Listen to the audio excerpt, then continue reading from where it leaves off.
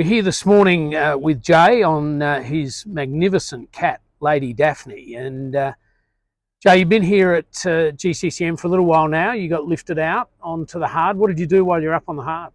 Oh, we did we did a whole range of things, which is part of the magic of being in this boatyard, because we were able to find trades to help us with things from through holes to putting in an isolation transformer for our electrics, and a million things in between, which was a wonderful privilege to be able to get that all done in one place. Through holes, I mean, this boat we had 40 through holes, believe it or not. That's a lot of through hole fittings. That's more through holes than a lot of people have ever heard of on a boat. So we blanked off 3 of them and replaced 37 of them with the new True Design through holes, which have given us a bit of peace of mind. I'm very happy we've done that. Which is really important when you're about to embark on a fair cruise north, aren't you? Oh, it's a huge deal for me in particular. I've got my whole family on this boat, and our intention is to get to some of the wilder parts of Northern Australia and Southeast Asia, and so we need to be self-sufficient. This boat has got to be able to do all the things, and it's the reason we wanted a bigger boat, is because we could pack all our bits and pieces, not only the toys, but a spare for everything and a redundant system for everything. And it's pretty well standalone. I don't know how many square meters of solar panels you've got, but it's a big array. It's as big as we could fit, and we even pushed the boundaries a bit. We did that in New Zealand, and we've managed to fit 5.5 kilowatts on a back array here, which has been amazing for the boat, because we can, we're practically independent on a nice sunny day. And it's a big boat, and my wife, bless her, runs it like a house. Well, it is your home. I mean, you're cruising with family, and you do need power, because everything we use today needs to be charged at some point. Absolutely. And so we made a decision that this was going to be our house for a couple of years, and the deal with my lovely wife was that it needs to work like a house, otherwise she's not staying. So I've done everything possible to keep her on the boat.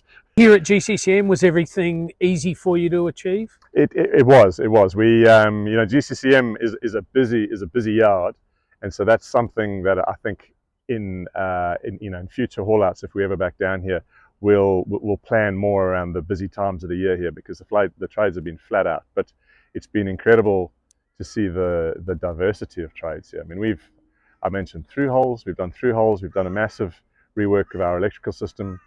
We've ripped out and replaced our air conditioners. We've done refrigeration work. We've done rigging work. We've done some painting stuff. We've just had this. We've managed to find a trade for everything, which has been a wonderful luxury for us. Well, that's great. Well, you should be good for another year.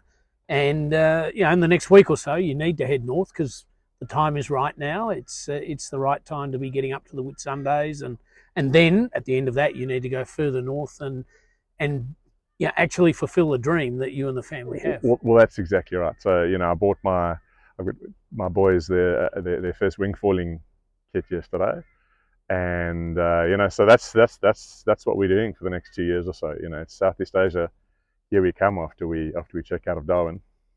Well, that's great, and we really appreciate your visit and everything you've done here at GCCM. I know the trades have loved working on the boat, so thanks for visiting, and we look forward to updates from further north. Well, that's a pleasure, and thank you for that. And one, I must give a special shout out to the haul out team, because the guys who operate these travel lifts and put you in and take you out of the pens are exceptional. Best team I've interacted with in the world.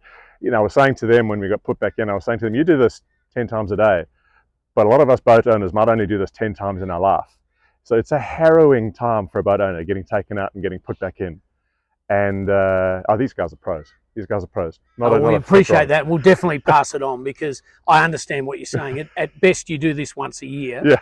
And yes, they do it every day, and they're very, very focused on what they do, and they understand it can be a bit nerve-wracking for the boat owner. Yeah.